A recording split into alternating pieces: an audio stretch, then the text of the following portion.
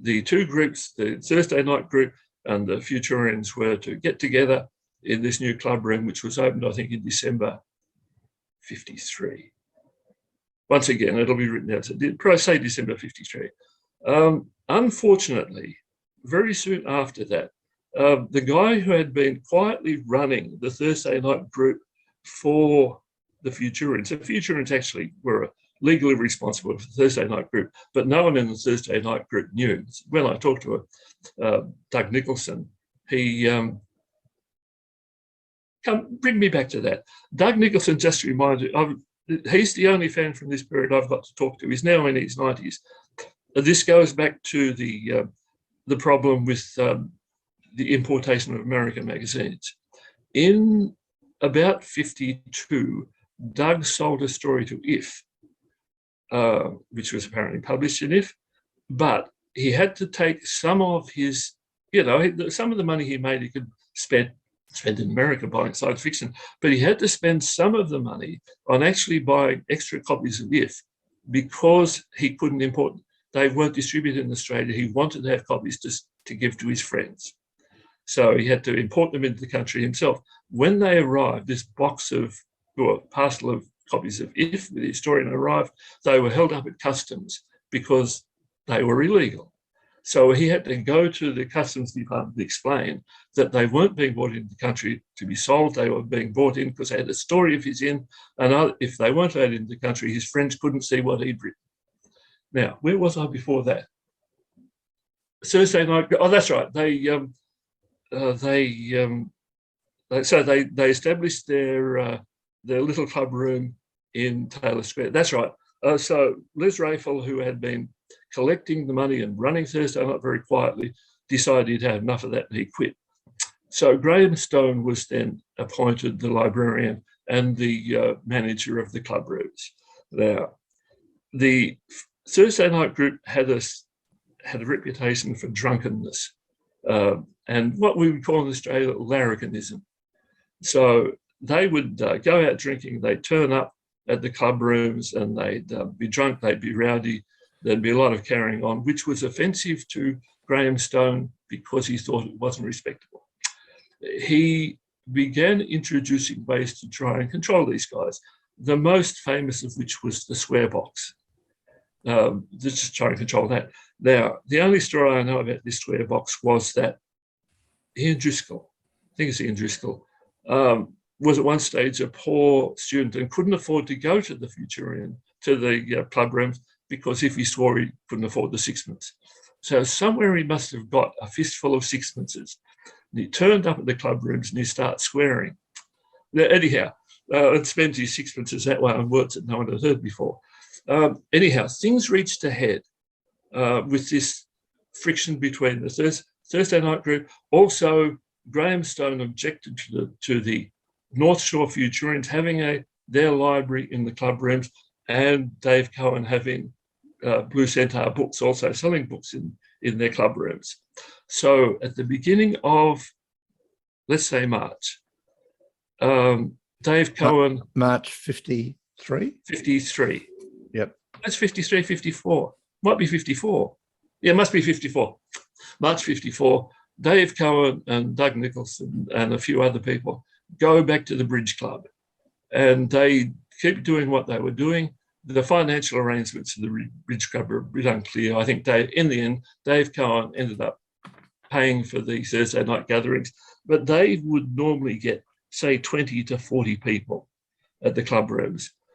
This caused severe problems for the Futurian Society because they budgeted for their club rooms that they were renting.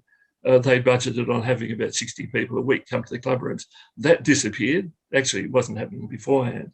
The biggest attendance they ever had was when Heinlein dropped in on a world tour, must have been early 54, and they had, I think it's 48 people there. So the club rooms were not viable. Anyhow, there's a whole, it's all in the latest issue of IOTA, written up in some detail about how all this happened. But so we end up with two groups, opposed to each other, one thinking that they're working for fandom and for science fiction, the other group thinking they're having a good time, basically, and providing themselves with science fiction. This comes to a head at the 1954 convention, when the conventions run, actually, well, the Blue Centaur books and the North Shore Futurians go and set up their own little convention in a different part of the building. But at the business session, everything comes to a head. There's a whole lot of carry on, and the rift between the two groups in Sydney continues. The end is that the Futurians can't afford the club rooms anymore. The Sydney, the Futurians basically declines.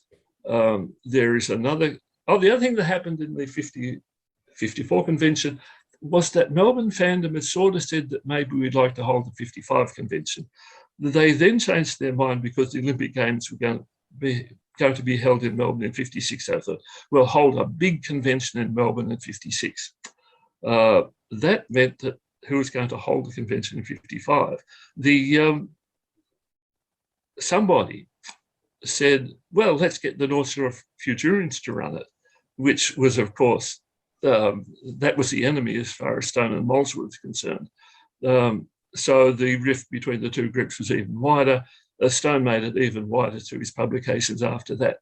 It then became even worse when this 55 convention was held by the North, actually by then the North Shore Futurians had more or less ceased to exist. So it was run by the Thursday night group. After that, what was said and done at the 55 convention was so severe that basically Sydney fandom exploded at that point. The Futurians went off and formed another group called the Albion, the Futurian Society, the Albion Futurian Society, which was by invitation only, so that the undesirable elements were kept out. And that ran for a while, met in people's homes. And by the end of 55, I think they more or less admitted they'd become a social group. It's likely that the Thursday night group continued basically because Dave Cohen kept the meeting, opening up the Bridge Club every Thursday night. It continued until 1960 when David Cohen just stopped turning up. The reason I think he stopped turning up was the embargo on American science fiction was lifted in mid-1959, and by around mid-1960, anything you wanted was available in Australia, so that the need for Blue Centaur books just disappeared. He disappeared, Thursday night group disappeared. That's the end of Sydney fandom for many years. In Melbourne, there was a little group formed around initially a guy called Race Matthews, probably 18 years old. He ends up becoming a politician, the minister for the Crown in the state governments. He opened Notchicon 1 and Notchicon 2 because he was a minister. He really didn't have much to do with fandom after about 53. He, Lee Harding, Dick Jensen. Oh, let's move on with the pictures. Let's go on with some more pictures because we'll come to a picture of these guys. Yoo-hoo. That's right. So we've had that one. This is the 52. This is the size of Sydney conventions. That's the second convention in 1952. We know the names of maybe about 20% of them. On with the next one. So this is actually the heights of, and the reason I've included this is because there were fan groups formed in Brisbane and Adelaide as well. And this is the only picture I've seen that includes Joyce and Golly Moyle, who were two prominent Adelaide fans. You also see Ian Crozier there and Bill Veeney. Bill Veeney at that stage was in Brisbane. He was a salesman, travelled around a bit. He was in Sydney and a key member of the Brisbane group when he was there. Let's move on to the next one.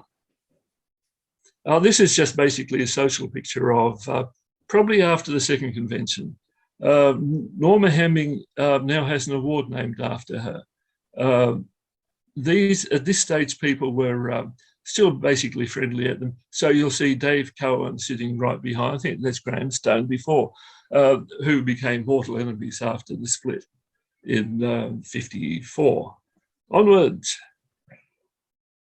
The other thing that I should actually point out, that 1953, the reason, I've got this from Doug Nicholson, who's starting to fill in some of the names for me. So you can't see the pictures very well, but you can see the names of the people.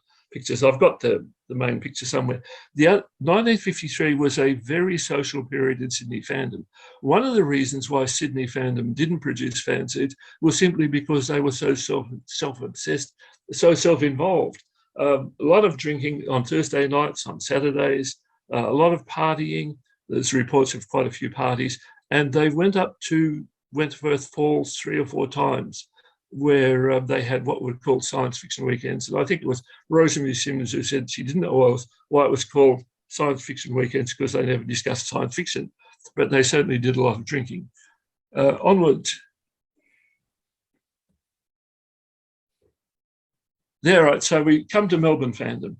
Now, another fella there who is interesting is, in the middle of that is Bert Chandler, Bertrand Chandler, the science fiction writer.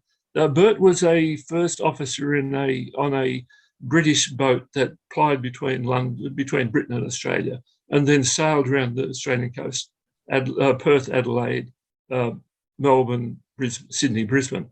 So if there was a group in any of these places, he would drop in if there was a meeting. So Bert was well known around Australian fandom from the early 50s onwards. Of course, he was probably, apart from Norma Hemming and Frank Brining, the only real science fiction writers in Australia. The other people on that picture, on the bottom right, is Race Matthews, who is basically the driving force of setting up fandom in Melbourne. On the other side is Bob McCubbin, who is the wise old head. He's a teacher. He'd been up teaching with the Australian Armed Forces in Japan. And at the back, we've got Dick Jensen and Merv Binns. The other key character here is Leigh Harding, who's a photographer and actually took that picture. So Leigh, yeah, when was this picture taken? Probably late 52, early 53. Thank you. Around the time that the group decided that they'd been meeting in people's houses, so many people turned up at one meeting at Bob McCubbin's place, he said no more, and they started meeting at Val's Coffee Lounge, which was, they did not know, a place of ill repute. In one issue of Iota, I've read that from a sort of historiographical point of view, the Sydney fans wrote almost nothing about themselves. So to understand what happened in Sydney, you have to trawl carefully through reams of unreadable stuff to try and get those little bits and pieces tell you what happened. Melbourne fans wrote about themselves voluminously, so that Merv, Dick and Race wrote a lot. They wrote their memoirs of what happened, as did Leigh. The Bob McCubbin also wrote a description of that went in an issue of East Line about what happened leading up to the formation of the group. So we know an awful lot about these people. Move on to the next picky. So those, let's see, Race, Merv, Dick and Leigh formed what they call the Amateur Press Association, AFPA, Amateur Fantasy Press Publishing Association. And they wandered around. They had plans for producing fanzines. They didn't quite know what to do. Arrives in Crozier, who's a businessman.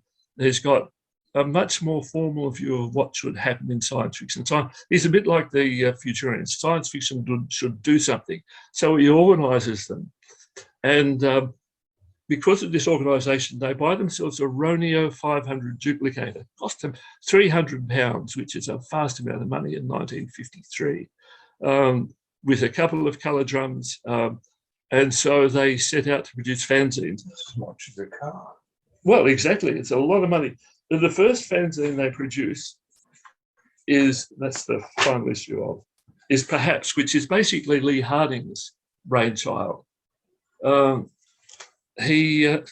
number 2. Where's number 1 gone? Have all 3 copies of number. So there's, this is quite different from any Sydney fanzine, because apart from anything else, it has international contributors. In this issue, you've got Bill Beattie from Sydney, Dick Jensen, Roger Dard from Perth. You've got Charles Anderson, who's from America, Martin James, who's actually either Dick or Leigh writing as a pseudonym, Bob Silverberg, Ken Slater, the editor, and then E.J. Campbell, who was the editor of authentic stories. Authentic stories. So, unlike the Sydney fans, Leigh's reaching out to international fandom. Leigh, like the Sydney fans, Leigh, Dick, and Race, unlike the Sydney fans, were not self-contained. They looked to elsewhere for their inspiration. Leigh, in particular, took on board the ethos of what you would call sixth fandom, which is basically we're in it for the fun. And so he produced 3 issues of perhaps. He then discovered that producing one fanzine, a fanzine like perhaps, involved a lot of work, took a lot of time organising all this stuff. So he decided to not do that anymore. And he produced another fanzine called Wastebasket, which is folded foolscap, like a lot of Australian fanzines these days, folded foolscap, and some of it's reprint stuff, but basically it's his own entertaining little fannish writing in the American style. He produced 3 issues of that.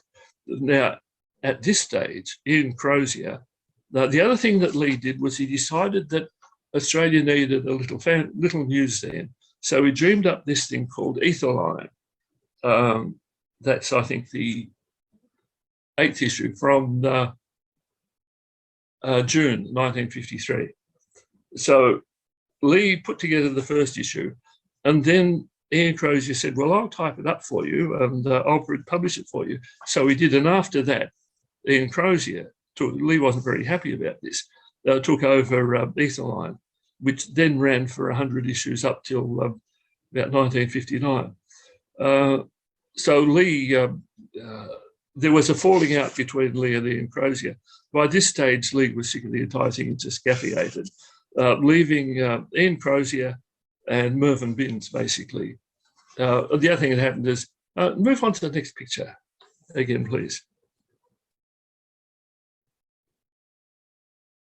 That's Ian Crozier. Let's try for the next one. Dick. I just wanted to include this picture of Dick. Dick went off to study science. He, in fact, sold his set of Astounding. Sorry, he sold his other magazines to build up his collection of Astounding because he liked the science in Astounding. He went off, got a BA in science with honours, started the masters. This is a picture of Dick working on Australia's first computer. I think about 1956, he did the first, as his masters, he did the first weather modelling in the Southern Hemisphere. He later went on to become a head of department. He actually studied, he worked in Madison for about 3 years in the early 60s, came back, ran the meteorological department at Melbourne University, which actually had an influence on Sydney Australian fandom after that. Anyhow, I just put that to show that some science fiction fans go on to do science kind of things. Onwards. This is perhaps a key picture. This is Mervyn Binns. Now, the item of, well, apart from the fact that Mervyn's interesting, the item of interest here is the Roneo 500. That Roneo 500, we've discovered through Anne Zappa, is now actually languishing either at Romans or Zansky's and or Mark Audley's place. And when... Roman's online. Well, either Roman or they've now got that duplicate. That duplicate outlived everything that happened in Australian fandom and was there at the beginning of a revival in the early 60s. That's the fanzine that's the duplicator on which John Foyster's first fanzines were published, my first fanzines were published, the first issues of ASFR were published, and probably the first issues of SF Commentary were published. Anyhow, so after Leigh left, publishing Etherline, let's have a later issue. Yep. Leigh, Roman's just come on to say that he doesn't have it.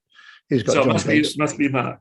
It must be with Mark Audley, but we can check that for you. So Etherline became the, you go back to me again, because I've got, just want to show you a couple of Etherline covers.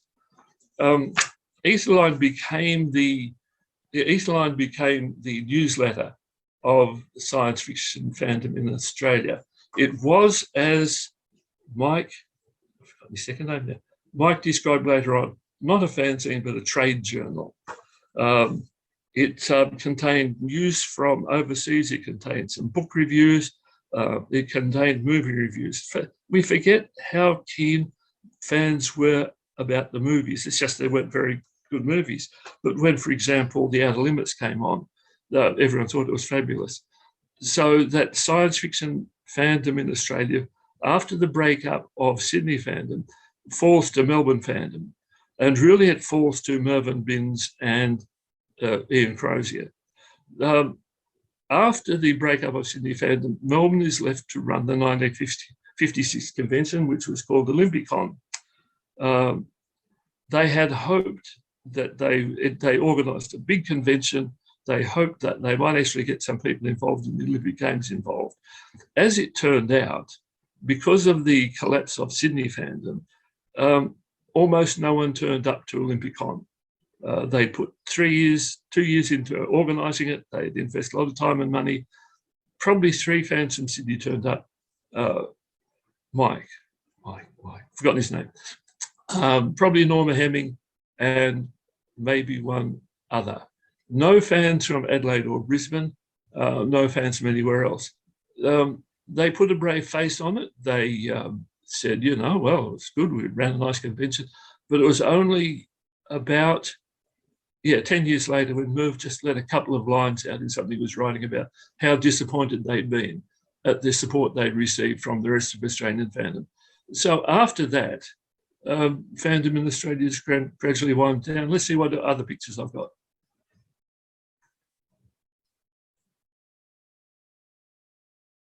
And there's Merv and his duplicator. All right. Sorry, Leigh. Yeah. Just going back to that question, where was that picture taken? This one. Oh, look, how much time have we got? We're still. No, just tell us where the picture was taken. No, the picture was the picture has a bit of a background. This is taken in Merv Binns' garage out in the suburbs of Sydney, suburbs of Melbourne. This has got to do with the whole problem of where is the Melbourne Science Fiction Club going to locate itself. At one stage, the library had to be located out in Merv's garage, his parents' garage actually, out in the suburbs because there was nowhere to put it where they moved. At one stage, they had a little room upstairs from Ian Crozier's office. Another stage, they had a little office they hired in the seamy end of Little Bourke Street. And then they had another room somewhere else. Probably at that stage, the Melbourne Science Fiction Group became the Science Fiction Club because Merv believed he needed to convince people to give him the lease for the property. And so he thought a club sounded more formal than a group. So the Melbourne Science Fiction Group, which had been for a long time, became the club. Onwards.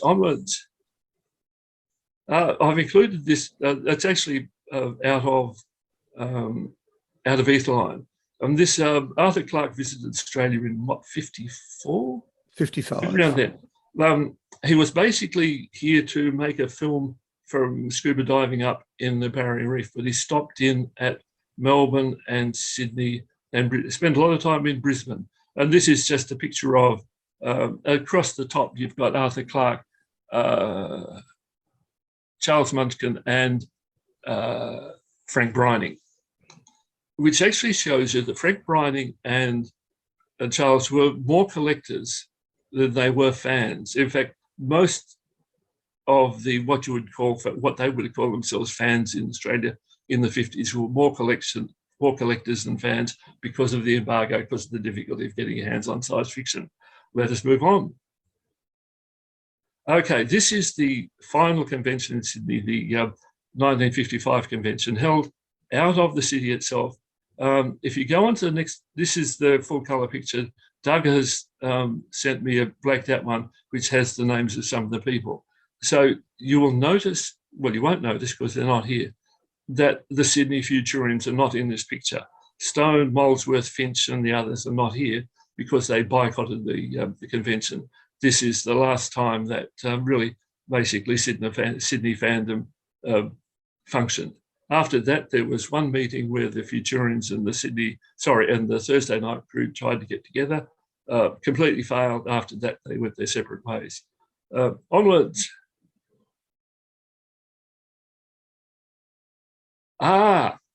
What happened in Sydney was, and Australians will be aware of a thing called the Sydney Push, which was a cultural development in Sydney sort of a combination of students from Sydney University, labourers from the wharves, a whole different groups of people got together and formed a sort of an underground movement called the Push, of some well-known Australians who migrated overseas. James, Germaine Greer, and many others were members of the Sydney Push. A lot of what might have been fan activity also disappeared into the Push, so that the Push was into free love, sex and drugs. Sorry, not sex and drugs and jazz, not rock and roll. Actually, probably would have been into rock and roll as well. So that a lot of what happened in fandom later on took place in Sydney in the Push rather than in what we'd call fandom. Onwards.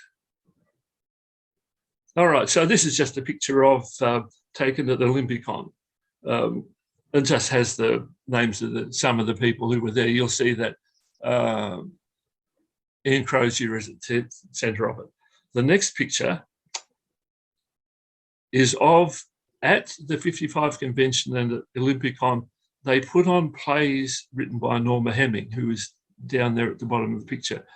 Well received, but unfortunately, at both the Sydney and the Melbourne conventions, the attendance was only around 40. I think that Bill Wright organised a read-through of one of these plays at one of the Aussie cons, but I didn't attend it. Yep.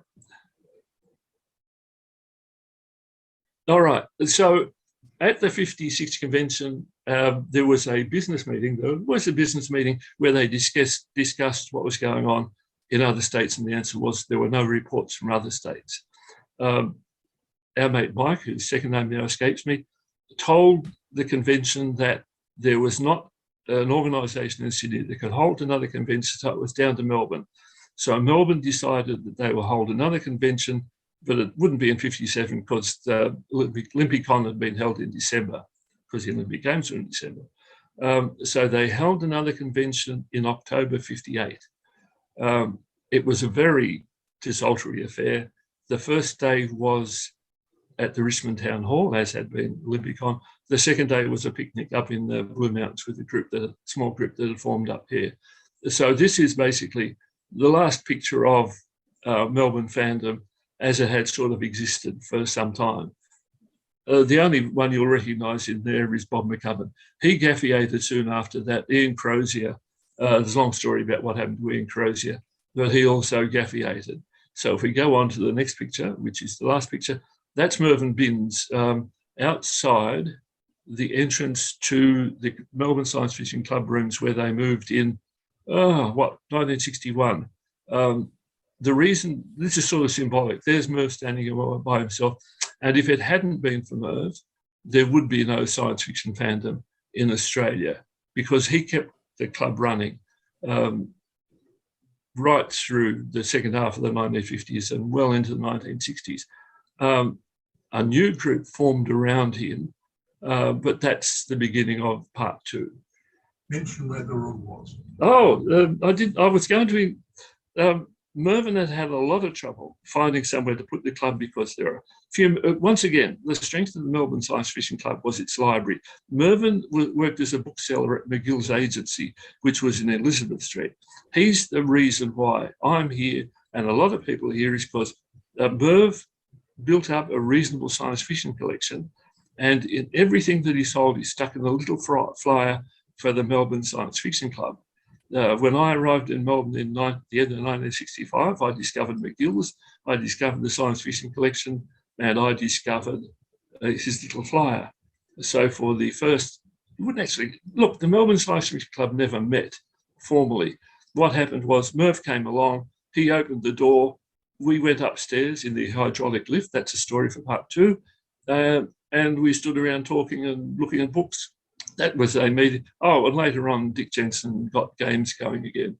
And that was what the Melbourne Science Fiction Club was. It was just a place where you went on Wednesday night, where there are other people who read science fiction, and very much in the mould of the Thursday night group. But if Mervyn hadn't worked at McGill's, had known that that space was available on the third floor of this warehouse in Somerset Place, Melbourne fandom would not have existed. and I doubt that we'd be here. So it's all down to Merv, and that's why I've got him standing there by himself, because at the end of the 1950s, that's all there was. Is that enough? Thank you, Leigh. That's great. That's tremendous. You gave us really the ups and downs of Sydney fandom, reached great heights and then exploded. And as somebody pointed out, it sounded like New York fandom in the late 1930s. And I think there was a lot of similarities between the two. But it's interesting that, which you'll go into in the second part of this, the Sydney fandom really doesn't get back together again until the late 70s, early 80s. Whereas starts again in 1969 when John Bankson makes a visit to Sydney. Okay. This is on the side. In 1960, I think 69, might have been 68, Paul Stevens and I are sharing a house in South Melbourne where knock at the door one Friday evening, John Bankson with Diane. Knock, knock, knock. We're going to Sydney to meet Edmund Hamilton and Lee Brackett. Do you want to come? So we jumped in the car, we drove overnight up to Sydney, found out that Lee Brackett and Edmund Hamilton weren't talking to anyone. So John Bankson went into his address list of all the people, subscribers to ASFR, and rang them up. That's where Sydney fandom starts again. Missed opportunity about seeing Hamilton and Lee Brackett, though. But that's a bit sad. But Melbourne kicks off after this, and that's basically after 1959, 1960. And that will be the topic of your second talk, which will be coming up sometime in the future. I said at the beginning. I said at the beginning of this that you had a fair bit more research to do leading up to 1975. So it will be some time before we actually get to that second talk. As you say, maybe in about a year's time, might be about right. I can actually give it now, but it wouldn't be as detailed, wouldn't be as colourful, shall we say, as. Well, I might be interrupting a fair bit more often if that was the case. But anyway, so Edie, do we have? Do we want to go to a Q&A session? We do indeed, and so let me. I think Kurt, you have a question. Can you unmute and go ahead and ask it? Hi, Leigh. Excellent presentation, by the way. You mentioned the various club libraries several times and how important they were to Australian fandom. Do any of these libraries, collections of science fiction books and magazines, still exist in any form? The only one that would still exist is the Melbourne Science Fiction Club collection. It's apparently been put into storage because the club didn't have anywhere to meet. In fact, Robin, you'd know more about that than me. I'm not terribly up to date on this, but the Melbourne Science Fiction Club was meeting in a church hall, and they had a private room much smaller that they rented on a permanent basis to keep the library in. And then the church, for financial reasons, decided that they weren't going to let the hall out anymore, and in quite short notice they had to move out. And so there was a huge effort that I don't know too much about, and it's the library's been in storage since then, along with Bill Wright's large collection, and hopefully sooner or later that can be restored. I'll pass you back to Leigh. The other thing that about libraries, which I just touched on, in particular in terms of the Adelaide and Brisbane groups, is that they built their clubs around libraries. And all we know about them is the occasional reports they sent to Etherline. Now, my feeling is that as with the Futurians who turned into the Albion Futurian Society of whatever they call themselves, who basically started meeting in people's houses, what happened was that these meetings became more and more social and less formal. And I think that that's probably what happened to the Adelaide and Brisbane groups, is they basically became groups of friends, lost touch with the rest of fandom, so that I, in fact, have wondered what happened to the libraries that they built up. But I imagine they were just absorbed by the people whose houses they were stored in. No idea apart from that. The Sydney Library, the Futurian Library, a little bit more about this. The library passed through Hit the passed to. I've forgotten the name of the fellow who the library passed to. Graham Stone. No, there was Graham. another fellow before that. It ended up with Graham Stone at the 20th anniversary meeting of the Futurian Society in the end of 1959. There were three members, three people at the meeting: Stone, Molesworth, and the other fellow. Stone and Molesworth elected themselves honorary life members of the society, and the library was handed. Sorry, Stone kept the library. Apparently, it was stored in an office somewhere in Sydney, and people could go and borrow from the library if they were nominally members of the Futurians, but really only members of the Futurians library. In 1964, I think it was, Graham Stone took a job in Canberra in the National Library. I understand that he passed the library over to Kevin Dillon, and if anyone knows Kevin Dillon, it means it ended up in one of Kevin's many garages and had to be thrown out when he died. That's probably what happened to that. It wasn't kept in very good condition, and Kevin was a bit of a hoarder. Yes, a lot of hoarder. A lot of a hoarder, to the extent that it was more a matter of him owning it rather than keeping it in good nick. And Yeah, so exactly. basically it just disappeared, unfortunately. Well, are there any institutional collections or government collections that would contain the science fiction publications that were collected in these times? Any libraries in universities? No. No? Science fiction. Look, I haven't talked about the cultural cringe and Australian culture in the 30s, 40s, and 50s. Australian culture was a derivative British culture, so that if it wasn't British, it wasn't worth collecting. Science fiction was also, look, it must have been the case in the rest of the world. Science fiction was regarded as a populist trash and not to be collected, so that the only libraries, see, science fiction only becomes popular in the rest of the world after Star Wars. Even in the 1950s and 60s and 70s, the science fiction is not regarded highly by anyone. For example, George Turner, who I mentioned earlier, a great enthusiast of science fiction his entire life, would not admit that he was a science fiction fan until John Bankson cornered him. And he started writing for ASFR and other fanzines. But there were a lot. There are a few, hang on, I'll just finish off this bit. There are a few universities that are starting up these sorts of collections, and they are picking up a lot of material that has been ceded to them from people's wills. I mean, John Foister's collection is over at Monash University, and so I think there's a fair number of science fiction magazines as well as fanzines. I know that Leigh's fanzine collection is over there in Western Australia, and there are other collections slowly building up. But as far as I'm aware, there weren't any major institutional contemporaneous collections going. Now, the collections that we have in Australia, the biggest collection is actually a comic collection. I talk about this in part 2. Comic fandom in Australia and science fiction fandom became closely associated in the end of the 60s.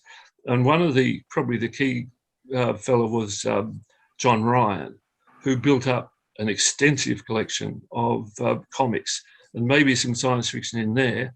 And that's in the National Library we're looked after. Perhaps the best collection that existed in Australia was the Ron Graham collection. Ron Graham was an engineer and had a lot of money and spent a lot of money on collecting science fiction and fantasy. When he died, his family sold the collection into, basically auctioned it off. So that's gone. His fanzine collection that really had no value ended up in the Sydney University. So there are basically 4 fanzine collections in Australia. There is some science fiction in there, but they're basically fan ephemera rather than science fiction. There's the collection at Murdoch University in Perth, which has got Don Tuck's fanzine collection, a lot of John Bankston's collection, my collection up to the end of the 80s, and other bits and pieces. There's the Monash University collection, which includes everything Foyster had, which Yvonne just put in boxes and sent there. But it's also got others.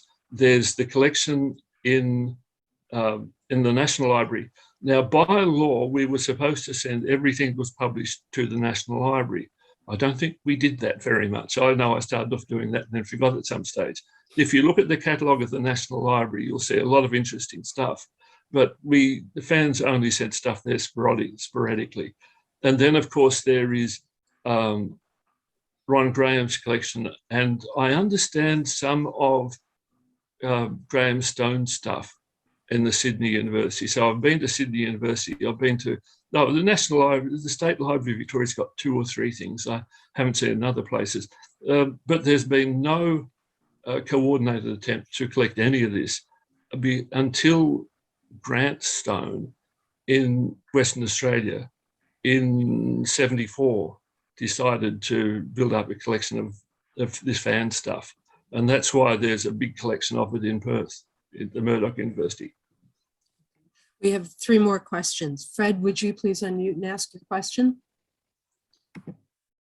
I've got 2 actually.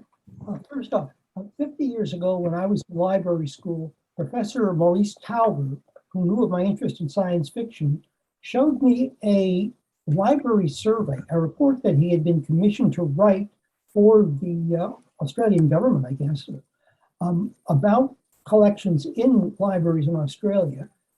And what he pointed out to me was apparently a major science fiction collection, which I think my memory is right, may have been Graham Stone's, I don't know. Anyway, that was living in one of the Australian university libraries. Now, it occurs to me that it might be worth checking to see if any of those club libraries found their way into that collection. And also, if you could get hold of that library survey, if there's any mention of any other science fiction collections in there. Oh, look, Grant and I are still in touch these days. You're right, I'd entirely forgotten that if you went into the stacks of Murdoch University, there'd be rows and rows and rows and rows of science fiction. But this is all stuff that Grant collected after he started in 74. None of that, unless individuals in Brisbane and Adelaide sent stuff to him. All of this is that stuff that Grant has picked up along the way at various places. I'm pretty sure that if Grant would have told me if he'd been in touch with people who were in fan groups in Brisbane and Adelaide in the 50s, and he's never mentioned it. Well, as I say, this survey would have been written no later than 1969, because that's when I first met Professor Talbot. The other question I had was this. It'd be interesting to track that survey down. Well, it's got to do with science fiction rather than fandom, so that's your job. Mine, okay, thank you. To add to your many other things. To add to my other many jobs. Roman We'll pass it off to someone else. Yeah, that's a good idea. Roman Ozansky's just told me that Alan Bray from Adelaide, who was around in the 60s in Adelaide, I think his collection is at Flinders University. Oh, so there are, so Roman says, I wasn't aware of that. No, I wasn't either. But that makes sense. I do know that Monash University is slowly building up its collection, and that Erwin Hirsch has made arrangements to move a lot of his material over to Monash. So it is starting to be picked up. But of course, this is fannish material rather than science fiction magazines. I do know that Monash has a large collection of old science fiction magazines there, but I haven't ever gone into the stacks to have a look at them. Actually, look, they must be somewhere, because when Chris Nelson went through the, or maybe he did it on microfilm, but anyhow, Chris Nelson has looked at the letter columns of all the pro mags just to put together a list of the Australians that was published in them. So he must have got it from somewhere, but it could easily be microfilm or off the web. Oh, yeah. Yeah. Well, okay. So you don't know where it was from. Yeah. I do know that The one time I visited the Monash University, Rurik Davidson was there looking through some old science fiction magazines, and I think he said they were from Foyster's collection. So if Foyster had a lot of those, that's where they've gone. Who knows? Yeah. I don't know whether it's been catalogued. A lot of this stuff has ended up at libraries but not been catalogued. Yeah. Sorry, Fred, you had another question? In his future history chart, Robert Heinlein posits a future Australian-American Anschluss. And I'm wondering if any Australian fans had a reaction to this. I have no idea. No, I don't know of it either. No, I don't know of it. Can't help you with that one at all. But it's a good question. Wow, yeah. It's probably there somewhere in the fanzines, somewhere. Oh, Lee. no. See, that's your job, Lee. That's your job. No. The trouble is that Sydney fans, Melbourne fans just wrote endlessly. Sydney fans only wrote about, we had a meeting, we discussed this, that happened. Club business. Yeah, club business. Apart from a few issues of the Fan group's Vertical Horizons, you wouldn't know there were parties. You wouldn't know that people actually went off and did a lot of drinking and carousing. It's just the whole Futurian attitude to this was, we're going to be serious about this. We're going to present the kind of front to the public that makes us look respectable.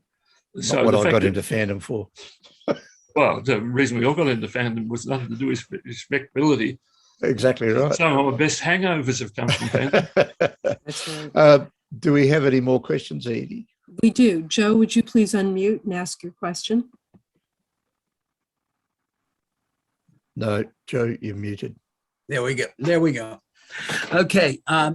First thing, to add just a little bit to what you said, I was corresponding with Graham Stone for a while after I had met him in Sydney. And for a while, he was sending me small bundles of fanzines, up to 10, 20 or so zines. And he indicated that he had a lot of fanzines and also, I guess, his own personal collection of magazines still. And he was trying to find a place for all of that to be stored. So I was thinking that that's probably part of a collection that might be at a university someplace in Sydney, or if it might still be around any place. He's been dead for quite a few years, but it may well be in the Sydney University collection. When I was there, someone else has told me that his stuff went there. I got the feeling when I was there that all I saw was the Ron Graham collection. Maybe simply that unlike Monash, who will let you look at boxes of stuff unsorted, it may be that Sydney University wouldn't let you look at stuff that wasn't catalogued, and it may not be catalogued. What was the point? There was so much Ron Graham stuff that I ran out of time anyhow.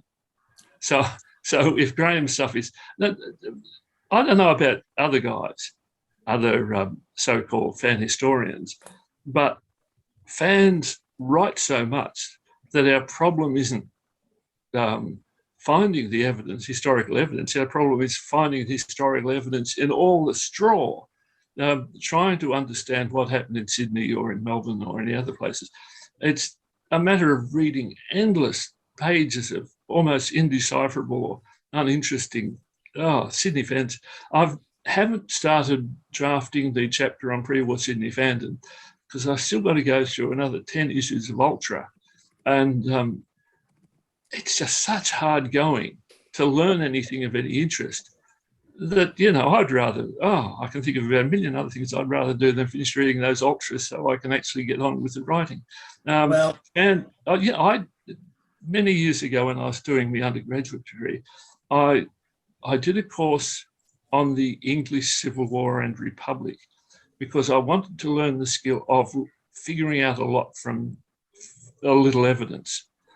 And actually, just as well I had, because I've read all this stuff about Sydney fandom before and after the war, and you have to be able to read through a page of stuff and say, that line there actually tells you something interesting. And then to figure out how to put that line together with a line you've read half a year ago. On the other hand, you come to Melbourne fanzines, and we burble on endlessly. We burbled on endlessly about stuff. And our problem is actually trying to winnow our way to find the story and all the stuff we've written about. And the only piece of fan writing that I came across in all the Sydney fanzines, pre-war Sydney fanzines I've read, is Bill Veeney wrote a little report of when he and Castellari went to a meeting of the British Astronomical Association at the Sydney Observatory. And he actually just says, we went, it was like this is what it felt like, this is what we saw.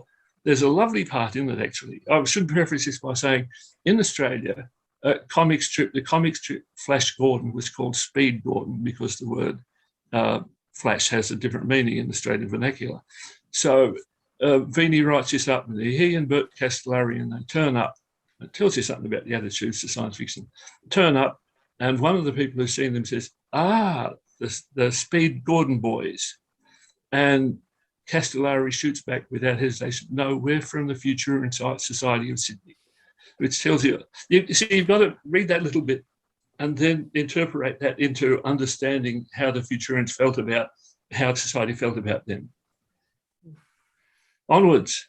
Well, I have one additional question. It's got nothing to do with fandom.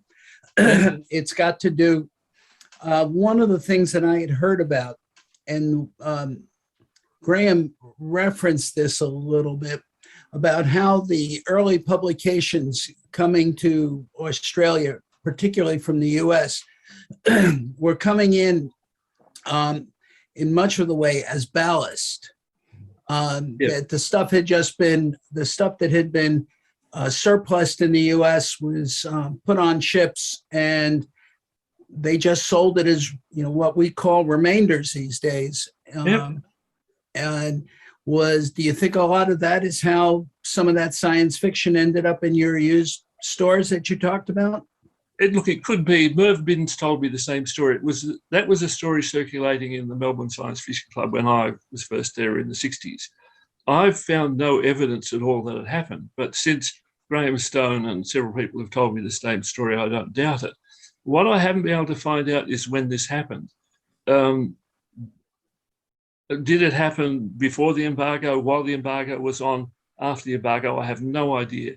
Probably not after the embargo, and probably not beforehand, so it may have been. Merv told me that, and this was probably, look, it must have been before, must have been in the 40s, because Mervyn told me this has happened before he started McGill's, and he started McGill's in 1950. So yes, the bunches of, and of course you have to remember that science fiction was only a small proportion of the pulps that were being published or coming into Australia. Right. So that, because when the Futurians set up their club rooms, they organised with the distributors to sell the magazines, the BREs, through the club rooms. And he said, basically, it stops you having to go around all the news agencies trying to find the science fiction in all the westerns and crime. So this, look, it's probably true, but I found nothing to actually support in any evidence. Okay, well, I just thought I would ask if you had heard about it. Yeah, we heard about it. We don't know what it means. No, it's a very common piece of knowledge in Australian fandom about that, but we don't know whether it's true or not. But that's a good story. Yeah, 1940s, I'd guess. Yeah, we have time for one last question. David, would you unmute and ask your question? Sure thing. Can you guys hear me?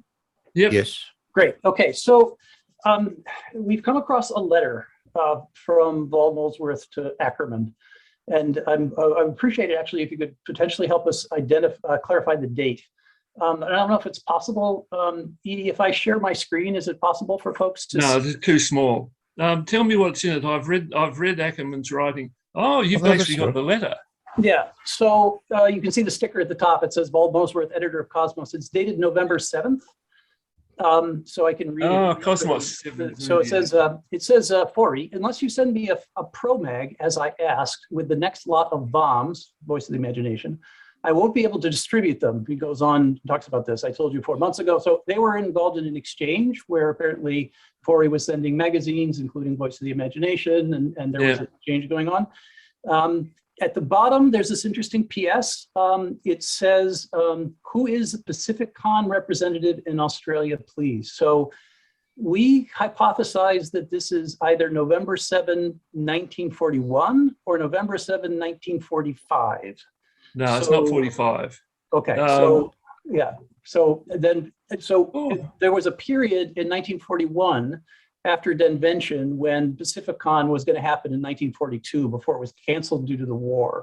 So then if you say it's not 1945, then our hypothesis would be that No, it can't be. November 7, I think that Molesworth ended up being the agent. Yeah. So would you put this letter as November 7, 1941? I'm trying to remember. Well, I would have put it earlier than that, but if that's the date he's written, then that's it. It's certainly not 90. Well, it's November 7. There's no year. The issue is he hasn't. Yeah, I would have. Apart from the evidence about Pacificon, I would have said 1940. Okay. But no, I don't. Off the top of my head, know which issues of Cosmos were published when. If I was at home, I could look at my database and tell you, but I can't. Right. Okay. Well, I appreciate the insight. Great. Yeah, not 45 for certain.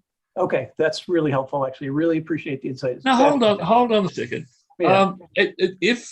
If this letter is 45, it demonstrates that because I'm pretty sure, but once again, there's very little. See, in fact, a lot of what we know about Australian fandom comes from American fandom. I would love to get to the archives in America, because even with trawling on Fanac, looking at Spaceways and Voice of the Imagination and La Zombie and a few others, I'm finding out more about Australian fandom than I'm finding out from reading Australian fanzines. Yeah, Molesworth was a regular correspondent. He wrote to Ackerman regularly, and a lot of those were published in Boston. There was a whole second. Most Sydney fans were corresponding with American fans. We just don't have the copies. The record, all that stuff just disappeared. All I have is evidence. In fact, if I had this kind of stuff, well, I'm not going to, but you could, in fact, write an entire book about pre-war Sydney fandom if I had this kind of correspondence. Not that I want to, because a lot of the evidence to understand what was going on in Australia is being written overseas. I can't get to it. And in fact, in terms of efficiency of writing, researching and writing history, I wouldn't do it anyhow, because I'd intended to write about 50,000 words covering the whole of Australian fandom up to 75, and I'm now over 50 just writing about what happened up to 1960. So there's a lot to know, and I do have other things that need doing as well as the history of Australian fandom.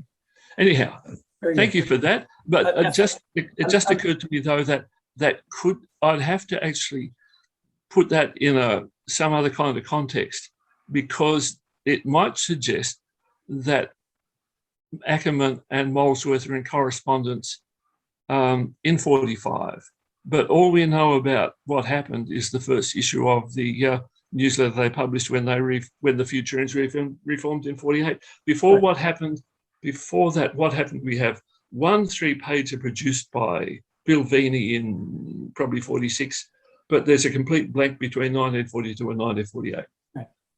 Well, so I'm happy to send you a copy. I'll send you a scan of this letter. And maybe we can continue to poke at it. He refers he refers to before the ban, which I guess happened, prior to the war, right? So I'll send you a copy. Joel, please and we'll correspond, and hopefully we can sort it out. It's an interesting little mystery. Yeah. Thanks. Thanks for that. We have more questions, but I think that we've probably gone on long enough. So thank you both very much for the presentation. It's been informative, and there have been remarks in the chat about how much the history of Australian fandom is evocative of the history of US fandom. Small groups of people with making big noises and lots of feuds and lots of craziness. So thank you, gentlemen, both very much. And I think we're all looking forward to part 2. All right. Thank you very much. Thank you, Edie. Thank you, Joe. Thanks to everybody for attending. And thank you, Leigh. Very informative. Thanks very much.